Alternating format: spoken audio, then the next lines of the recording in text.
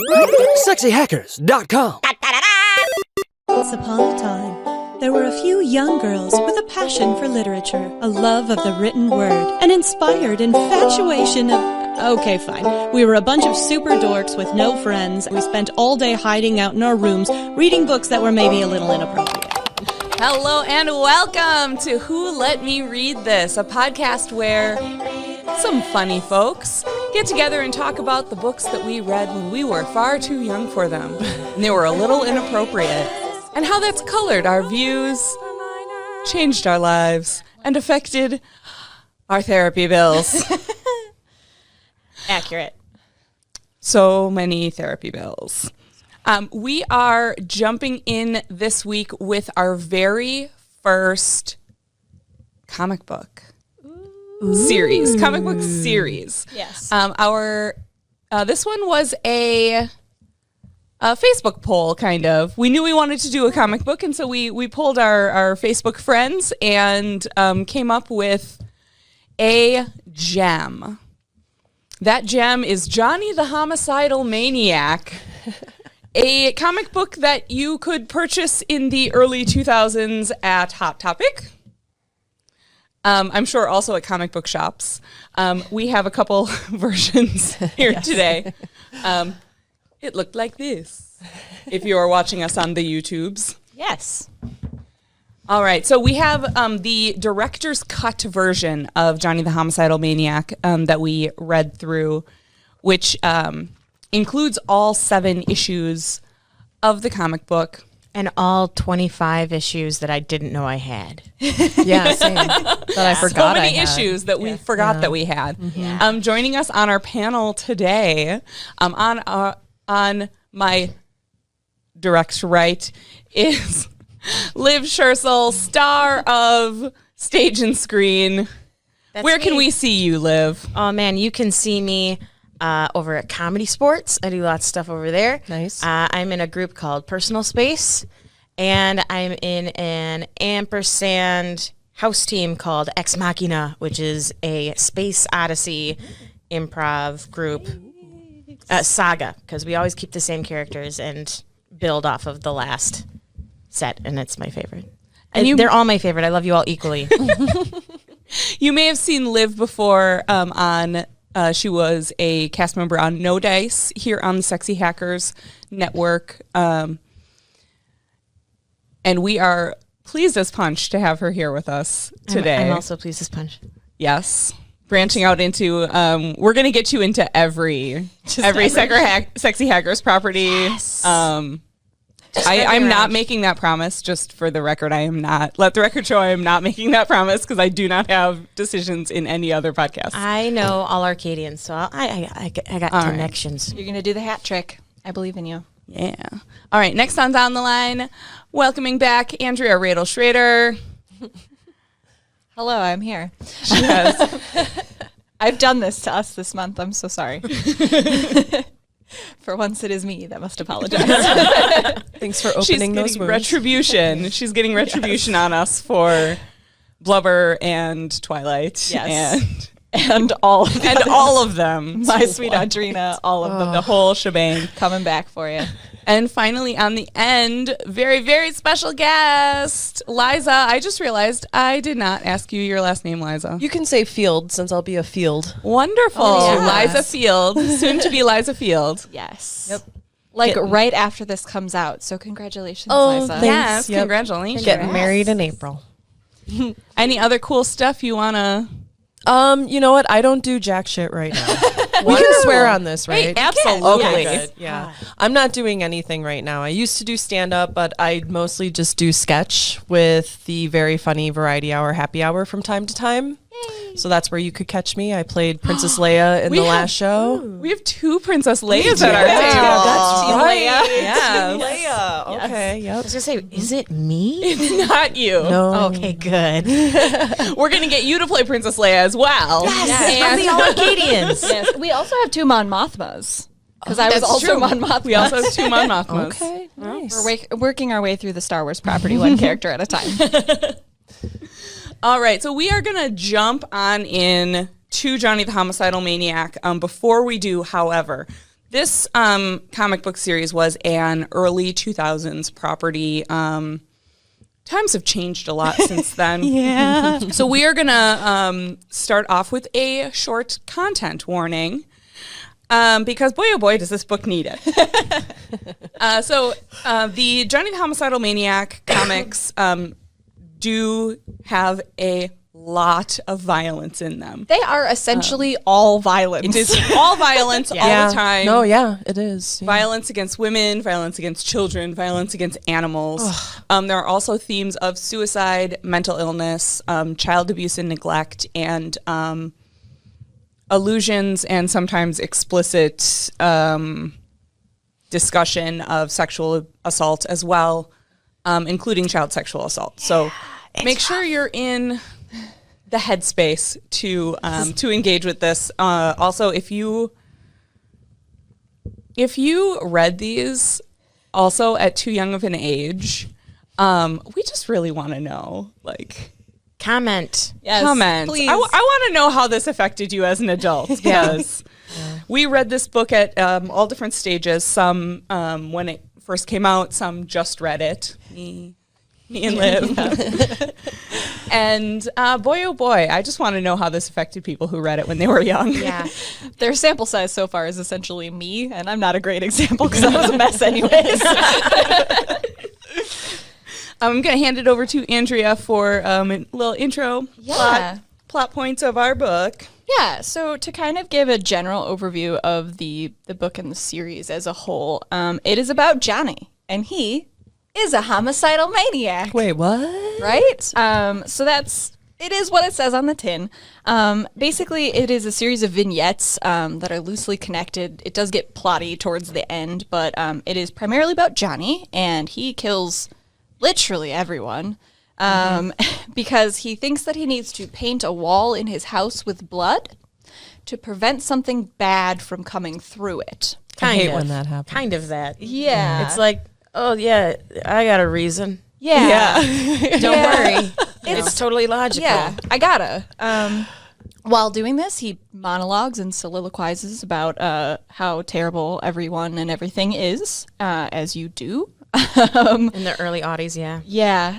So basically, we follow him and his misadventures, and we start to learn that he is maybe incapable of dying and also maybe incapable of being caught. And then the plot sort of goes from there. We meet his next door neighbor, Squee. Love Squee. Squee is adorable. Squee's a delight. Squee is so early 2000s name. Yeah. Like, I just, all of this is just so like, oh, 0, 0. It is a hard flashback to the early 2000s. They were written and released originally in the late 90s, and then they sort of took off in the early 2000s. As Sarah mentioned, they were available for sale in Hot Topic, as were shorts and like merchandise and stuff like that. Yep, I had lots of shirts. Yep. And essentially, that is all of the plot. Is just we follow him while he kills a bunch of people. He tries to kill several people and mostly succeeds. To start off in the first two parts, which are the first two editions of the comic, and then in the collector's edition, the director's cut, they're the first two sections of the book. And essentially all the plot we get in that is we meet Squee, which is his neighbor, who is named for the noise that he makes when he's scared. And he is a product of an abusive, neglectful home, and Johnny breaks into his house in the middle of the night. Again, Like as you you do. do. Yeah. To steal medical supplies and just starts chatting with the child because Johnny's not all bad, I guess, is what we're doing with that. I don't Sure. And we start to get his explanation of why he kills people, and he kills a surveyor who comes to his house. He kills a dude named Edgar. This is someone giving a survey. Yeah, Not yes. someone surveying the land. Yeah, no, it's a guy who actually is, he's doing a survey about violent crimes and murders happening in the area. Right. So and I actually already have a question. yes. So Listen, we all do.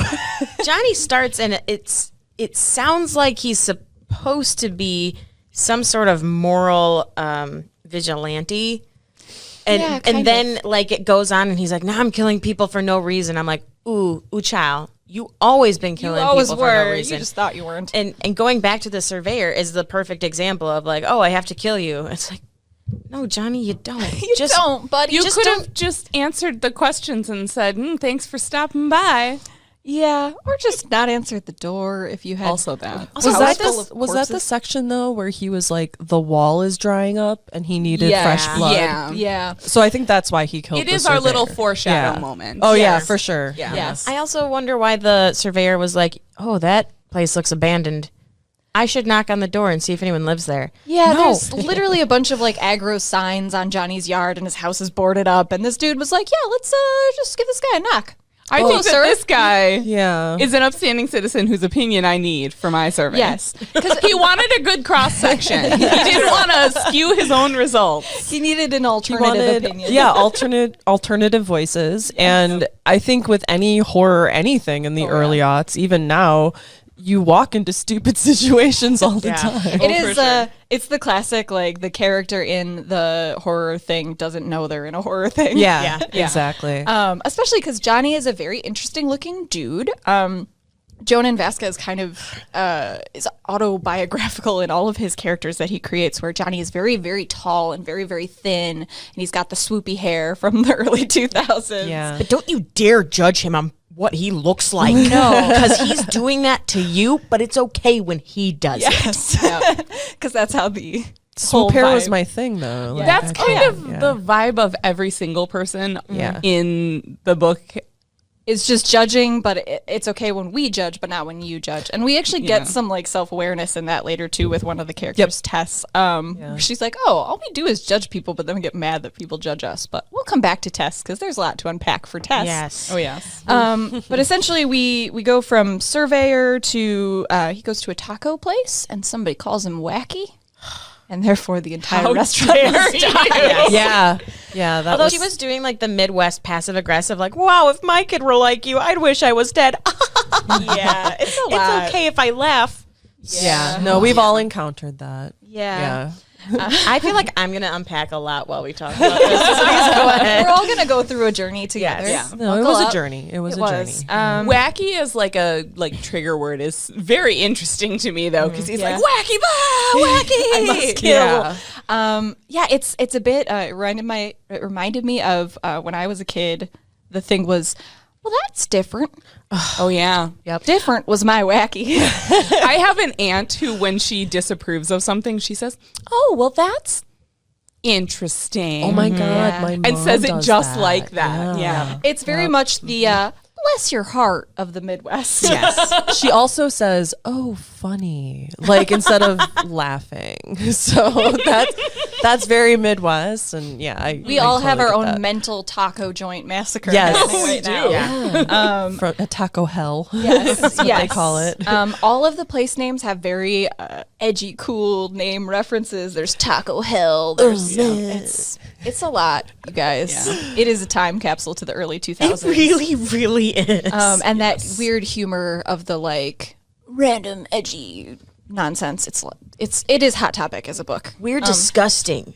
And the taco joint massacre page, the page on which the taco joint massacre happens, I have the pettiest, dumbest, awful complaint about it. It made me so angry to open this book.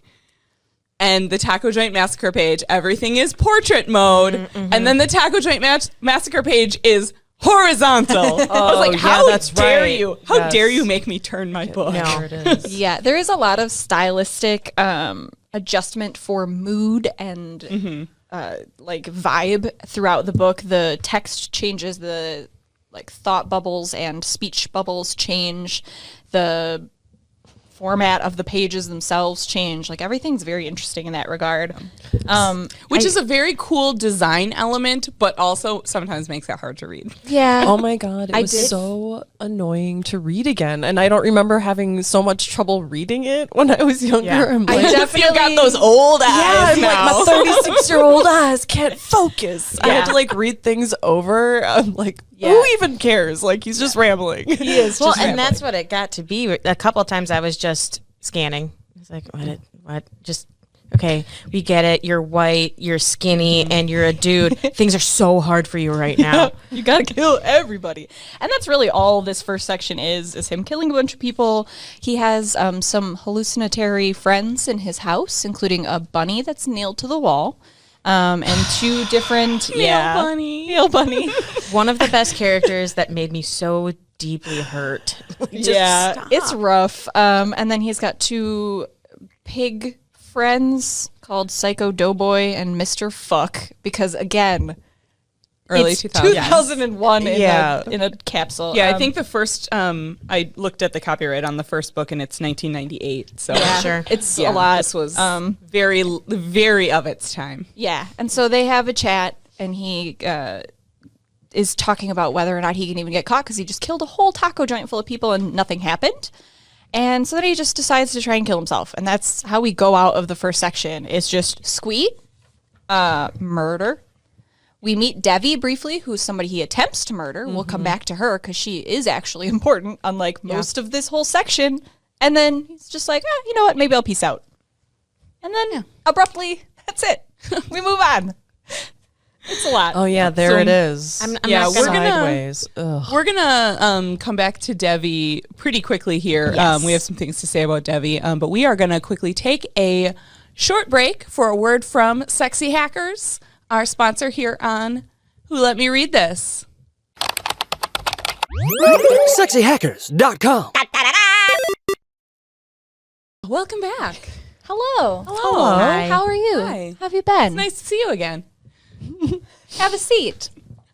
All right, I promised that we had something to say about Devi. Yes, we have a lot And to it say was about me. Debbie. I have something to say about Devi because so we meet Devi in a section that comes up over and over throughout the books. Meanwhile, somewhere else. Meanwhile, at another time, where he takes 4 pages to tell another little story, Yeah. and I hate him.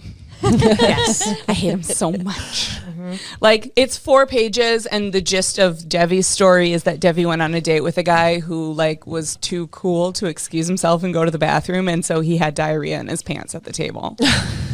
Like, Ooh, I forgot about that. 4, subject. and it takes 4 pages to tell that story. Yeah. Where I'm like, this is, and it's a complaint that I kind of had throughout, that it's overwritten. Yeah, it is very, it has, It is the opposite of concise. Long-winded. yes. And sometimes it's fine. Sometimes, like, it adds atmosphere or whatever. But in the case of the meanwhile in another place or meanwhile at another time. Yeah. And weirdly, I think actually Devi's introductory meanwhile is not in the director's cut. No, I was gonna say, I don't remember that. It like starts Oh. on their date. Yep. It Yeah. starts when they're on It the starts hood of on when the she and car. Johnny are on a Oh. date. Yeah. So she goes on a date with So. Johnny, the poor unfortunate soul. And they're having actually a good time because her other date really sucked, as Sarah has demonstrated. Yeah. So she goes on a date with Johnny, and they're having a great time, and they're hitting it off. And then he decides that he needs to kill her because that's To his keep jam. a happy moment. Yeah, Like, He I'm doesn't- happy right now, and that's he's very all right. I was talking about Buddhism earlier and about how like you're not like suffering is a good thing. And there's a lot of that in this where it's like very it's almost like if something good happens, that's a bad thing and Yeah. I have to kill it. Yep. Or he was like, we're having this good moment.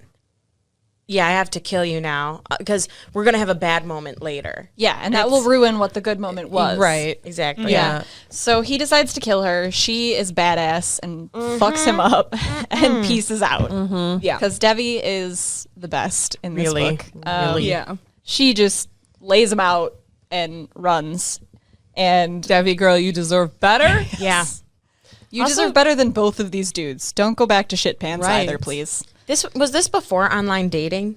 Not that online dating is all winners. Maybe like Friendster already existed. Friendster for sure. This was definitely the era of AOL chat Yahoo rooms. personals. Sure. Yeah. No, I was just gonna go back to the mental health thing, like because obviously, like that's what we're dealing with. Oh, in yeah. This is a lot of mental health issues, but they're very exaggerated. And Oh, then yeah. there's Sure. like also that dark humor twist to it as Yeah. well.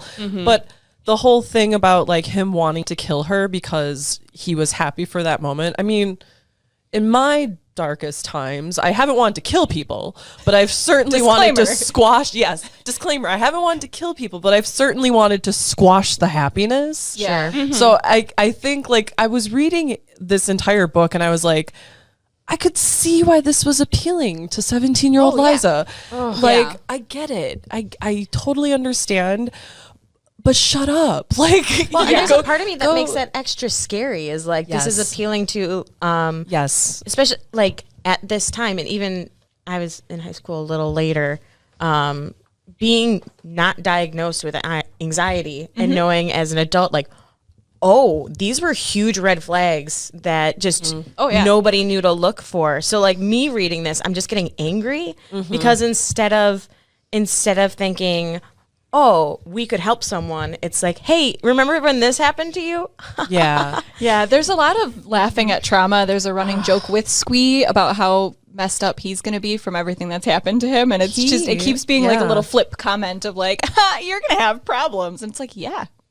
But he did a Squee comic book as well. He did, Yeah. yes. And that was one of the interesting things revisiting this is I did read it when I was in middle school. It wasn't a great look. But I think You were the coolest kid in your middle school for Oh, sure. I was Yeah. not. I assure you. You were the weird kid that everybody was like, Yes, as I have mentioned previously, I think a lot of people thought I was going to be a murderer.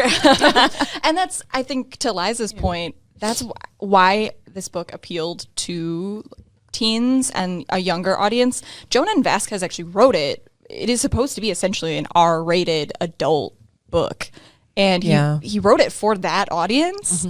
But when you are a preteen and your hormones are doing bonkers things and your life is hard and everything is scary, it is an exaggeration of all of those feelings, like to the nth power, and any sort of aggression or like repressed anger that you feel. I, as a preteen reading this, related to it really hard. And hilariously, like Liza and I were talking about it, and she was a bit older when she read it, and you sort of recognized it for almost like a parody, an over-exaggeration of those things. Whereas exactly. I was in the zone. I was just like, this is me and my dark feelings. No, And I think that's why I was able to laugh at it too. Yeah. I mean, like my fiance was like, "What are you reading right now?" I'm like, "I'm reading Johnny the Homicidal Maniac," And it is book wild. and I was laughing my ass off. And he's like, "Oh yeah, no, it is kind of." I'm like, "No, it's funny, but like this is also like, let's make sure the children don't read this too." Right. You know? well, like, and there's another horizontal page. Ugh, how dare you? yeah. We're 100. We can't read this. Yeah, Jhonen. I'm like with my magnifying glass, with my my screen reader. directly under a lamp. Yeah. I was doing the same thing. Yeah. There's a horizontal page where he's torturing a pretty girl. Like I that's opened up straight to that. that's her sin is that she's too pretty. There is a lot of that. There's a lot of sort of weaponizing very benign traits, Right. Yes. because you don't understand them or you think they're not something that you can ever attain. There's a lot of that, which again, like circles back to teen angst heavily. Yes. You're Well, like, and what- aha, the incel has been born. Like, Exactly, you know? exactly. Yes. Because what Johnny says, I'm just going to read it right out of the thing. Or maybe pretty people like you and your high little friends don't remember people like me. The ones you make fun of for lack of anything better to do. My pain amuses you, doesn't it? Yeah. How is it you're so beautiful and so fucking ugly inside? You know it wouldn't take much to make your outside look like your inside. I could just chop your brain out. It doesn't deserve such a pretty body. And I was like... Yeah. Like thinking about kids reading it too young and like identifying too hard with it, and like the parallels between the way like incels talk about pretty in quotes women. Yeah. I was like, Yeah. And I was very lucky in so much as I was an early reader, and I was a reader at a level much higher than my grade level. So when I read it, I related to it hard in that shitty teen angst way, especially in the early 2000s. But I also was able, I'm blessed that I was able to dissociate it from reality, where I still understood that this was not normal. Yeah. It was just you found those kernels of the angst that I relate to. But it's we've talked about in other things, there are folks that don't have that ability at a younger age, where this would be a huge problem. And Jhonen Vasquez actually had a lot of concerns, because you may recognize his art style if you look at these books from Invader Zim. Love that show. Which is for a much younger audience, and it's still kind of similar thematically in terms of he does a lot with grime and dirt and weirdness. I've got some stuff from Invader. I loved Invader Zim, but there's an episode where he works at a space food court. Oh my God! Even as a kid, I had a visceral reaction to. Yeah. And I mean, that's a lot of fat shaming there too, because all fat people have to be disgusting. And that is, I think, sort of an internal issue with Jhonen Vasquez too, is he has in our collector's edition, all of the characters have a stat section, and they're all very tall and way too skinny. I think that's sort of, he deals with a lot of his own sort of issues and perceptions through these too. This deals heavily with a lot. He has it's a fear of sleep and dreaming, and that factors in heavily to this. But he was really worried when he started doing Invader Zim, because he would have fans that he would meet of Invader Zim who would then tell him that they were looking at Johnny the Homicidal Maniac and loved his work, and he's like, no, that's not for you. Oh, that's not, no, that's for adults. And he's like, what have I done? What have I done? Yeah. And so it's it is interesting. Jhonen Vasquez had his own WTF about creating this. Absolutely. He was like, oh no, what have I done? I've put this into the world. And and I think that's super interesting. I think this is perhaps the book where we have the widest range of, I read it again when I was in middle school, and I related to the teen angst, and I loved dark stuff. I've read a lot of vampire fiction and watched a lot of horror and stuff like that. So that was right up my alley. Yeah. And then Liza read it a little bit older than me. And then you guys just read it for the first time. I read it last week. And I want to say, I also loved vampires, and I had a huge fetish isn't the right word, but basically non-sexual fetish. No, it was sexual. Oh, okay. You had fantasies. It was absolutely so I was raised super religious, and being reading these vampire books, which are all about sex. Catholic schools. Catholic well, school. it was not Catholic, but yes. And it's just one of those things where it's I the same feelings I had with the Phantom from the Phantom of the Opera. I'm I don't know what's happening, but wow. Yeah. So I just want to say, this is not vampire exclusive. No, it's not. Yeah.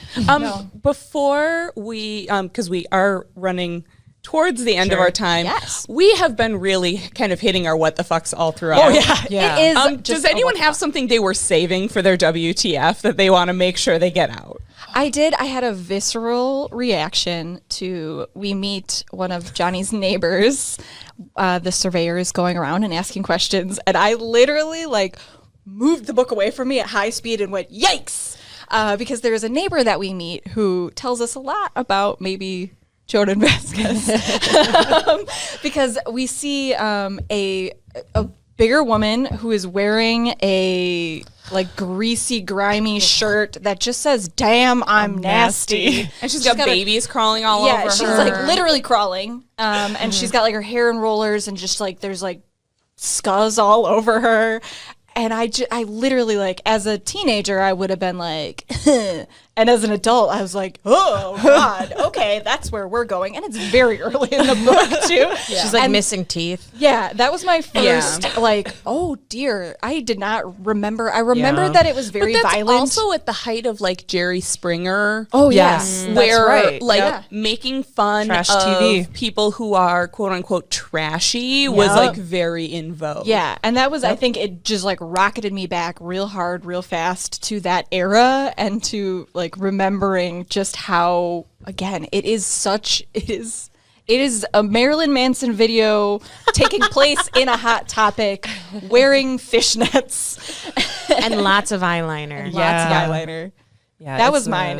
That was just my moment of like I almost dropped the book because I was like, oh dang. I don't think it was a what the fuck moment in terms of like, because I already knew it was like super offensive Bonkers, yeah. and bonkers and ridiculous, and I haven't read it in over 10 years, and I actually forgot about the demon monster thing. Oh yeah. That like all of a sudden comes up through the floor. I was like, what the fuck? And that was my what the fuck moment. And we will talk more about the tentacle monster because there's also, much like Devi, a lot to unpack with the tentacle monster. For sure. Yeah. Sorry. I had two big ones. The first was NailBunny because I was like, fuck you, book. It wasn't what the fuck. It was like, fuck you. Like, officially, as soon as I saw NailBunny, and like they say, like, I am a bunny you bought from the store, never fed, and then nailed to a wall. And I'm just like, no. I hate this main character. I hate this book. I have to read it for this fucking podcast. That was my whole, like... Welcome to my life, man. I legitimately was gonna stop. And that with the eye murder that is that font, no. And then my second thing, which was... It reminded me of Invader Zim so much, is at Taco Hell, there's a sign for goat shit tacos. Oh my God, yes. And I was like, oh yeah, that's Invader Zim. Yep, for sure. Yeah, he has a really deep fixation with like bodily functions and grease and grime and like filth. Are you okay, author? Jhonen? I like to think that you go to Jonen's house and it's like spotless. It's immaculately clean. Oh yeah, like a murderer. For sure. Like a murderer. Yeah. I actually have a murderer WTF about just the logistics of like what he's doing here. Sure. Because he says that he needs to keep the blood wall wet. You know, the blood wall. Mm-hmm. Yes, so that something can't get out. There's a lot of hand waviness. Yeah. And so in order to do this, he tortures people and murders them and uses their blood. Because you need tortured so blood, much too. more efficient about this. Like, hang the body up, drain it, collect the blood, put it on the wall. Cover it. Like, come on. Put some tarp down, man. Have you ever been to a slaughterhouse? Have you ever seen an episode of Law and Order? Have you ever, like, come on. Yeah. Or some angel drinks blood from the slaughterhouse. From the slaughterhouse. Yeah. Could he use pig's blood? Does this have to be human blood, or does it just need to stay saturated? That implies to me that he doesn't, because we haven't gotten to it, he's an unreliable narrator. Yeah. So it implies to me he doesn't need to keep this fucking wall anything. No, exactly. He just likes to kill people. Is it in Right. his And head? you know We what? don't know. Just own it. Don't make up fucking reasons. Just say, I love this. Johnny the Homicidal Maniac, own your homicidal maniac. That's right. It's right there. Everyone in your else, name. go to therapy. Yeah. Exactly. We are going to be back next week with more Johnny the Homicidal Maniac. So fast. Make sure that you like and subscribe. If you are watching us on YouTube, like and subscribe there. If you are on the podcast player of your choice, of your preference, go ahead and subscribe, rate us. Yeah, leave us a review. Yeah, we love that stuff. Comment, typing. comment, do some typing. Big thank you to Sexy Hackers for providing us this lovely space and this sweet Baller merch. space. I for a second I thought we were all wearing Who Let Me Read This shirts. We are not. I'm wearing a I'm a Vampire shirt. Yes, the return of the I'm a Vampire shirt. I was like, I brought it and I was like, maybe either Liza or I will wear it because it'll be a while before we revisit vampires and it needs to get some mileage. After Twilight, for sure. Yeah. We need a break. We need a break. Homicidal Maniac. Awesome. All right. See you next week. Bye. SexyHackers.com Stream Team.